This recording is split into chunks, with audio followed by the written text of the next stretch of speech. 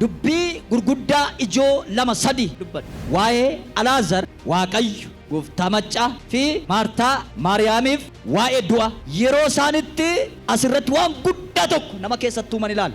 Maariyaam isheen jedhamtu kun ishee Magdalaa ishee rifeensa mataa isheetiin urgooftuu Yesuus irratti cabsitee kaatee irraa miiccite kana. Maartaan immoo obboleettii Alaazar isaan kun Yesuus in jaallata ture.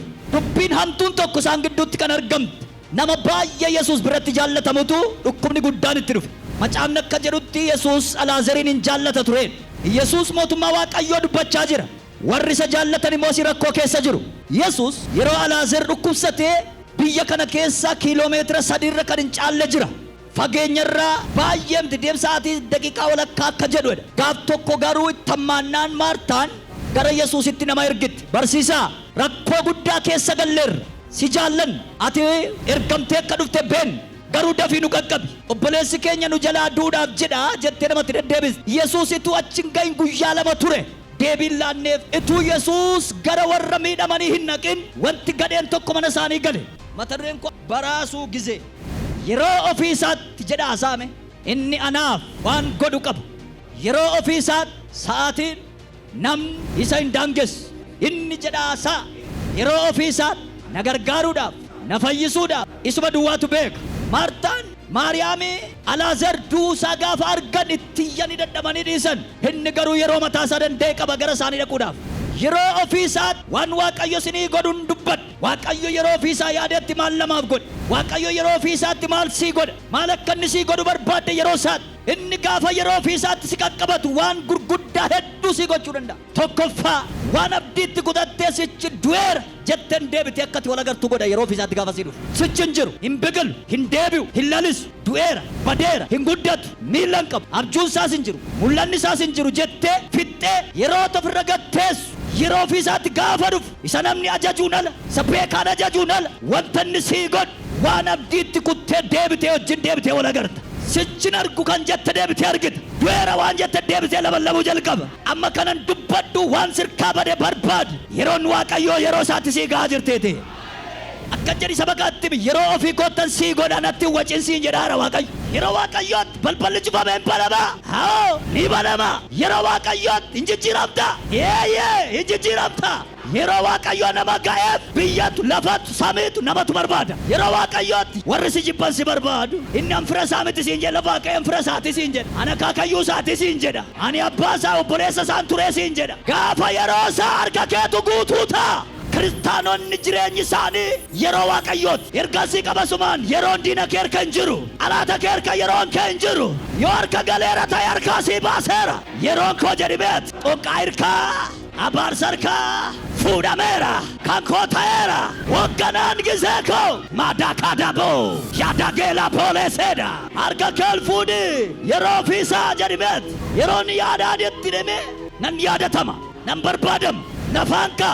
Nama guddaan ta'a. Narraa banama. Nan jijjiirama. በራሱ ጊዜ ወደ አንተ ይመጣል። ኢየሱስ በራሱ ጊዜ ወደ ቤታችሁ ይገባል። ጂሰስ ወይም በራሱ ጊዜ ወደ ሕይወት ይገባል። በራሱ ጊዜ በረከት ይዞ ክብርን ይዞ ቅባቱን ይዞ ቁልፍን ይዞ መዳንን ይዞ ወደ ቤታችሁ ይገባል።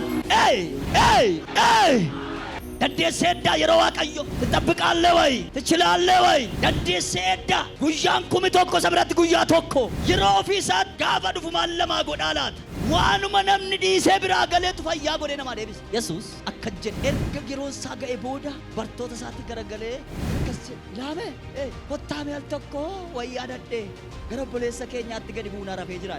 Yerootu ga'e akka inni du'e bartoonni dhaga'aniiru. Inni barsiisaa jedhan gaaffii lamatu dhiyaate.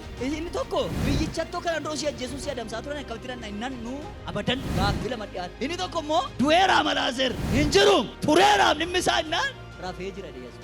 Tureera kan jette jireenyi keessu hin dammaqam adama kiristaanatti dubbachaa jira. Kuma mucaa Kiristoositti dubbachaa jira. Yesuus hunduma see fudhatee walitti qabateetu kottaan deemnaa du'ee isa jiru rafee jira naani ahaa jedhanii immoo silaa qalbiin namaa rurrukutamaa dhabdi edaan duune dhuguma rafee naani lakkii immoo jedhe Yesuus rafiitii duwwaa miti namichi du'eeruma jira jedhe gara sammuu ibseef gara Yohaannis 11 lakkoofsa 44 irratti yeroo Alaazaar ka'e ilaala.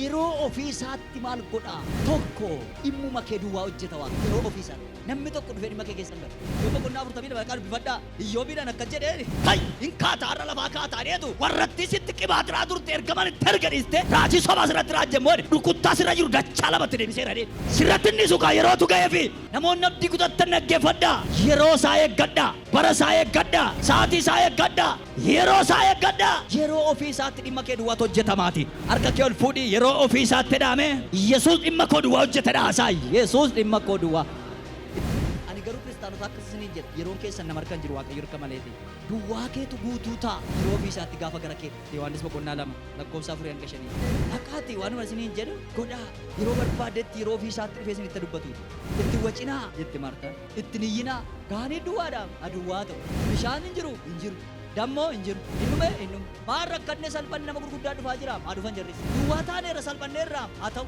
maal godhaa isuma eegaa waan jedhu amma mee kiristaanotaan hundumaaf hin galleen akka nu ifaa arrabsamaa isa eeggannu faa nama hin beeku akka nu jibbamaa isa eeggannu faa nama hin beeku akka nu iddoo dhabaa nama isa eeggannu faa nama hin beeku kan qaba yeroo isaatti gaafa mul'atu birroo keetu guutuu duwwaa keetu guutuu ta'a mana keetu guutuu ta'a yeroo ofii isaatti waaqayyo waan siniif yaade tokkotu namni sin baate gara keessanii dhufaatu gaanota sana qaati fidaati edhe gaafa yeroo isaa ga'u bishaan itti guutaa jedha hundumtu maaltu ta'uudhaaf yeroo waaqayyotti maaltu ta'a gaanis amma kana gagga'u fuudhaniitu kaa'an itti guutuu jalqa guutaan qammasaa dafaan ilaalaa amma libsuu ijaan qammasaa ilaalaa gaafa sabicha cidha geggeessutti geessanii daadhii sirrii yeroo ofii isaatti gaafa kan waaqayyo kakuuti waggaa 5 waggaa 18 ofasa kachedhe si biraan ba'a irraanfatteetta dur waggaa 10 dura abbaa taata siin jedheenna eeddee dabdee kan siraa keetu maarga amma yeroo waaqayyootti situ dibamee kaa situ geeddaramee kaa situ balbala banatee kaa harka namaan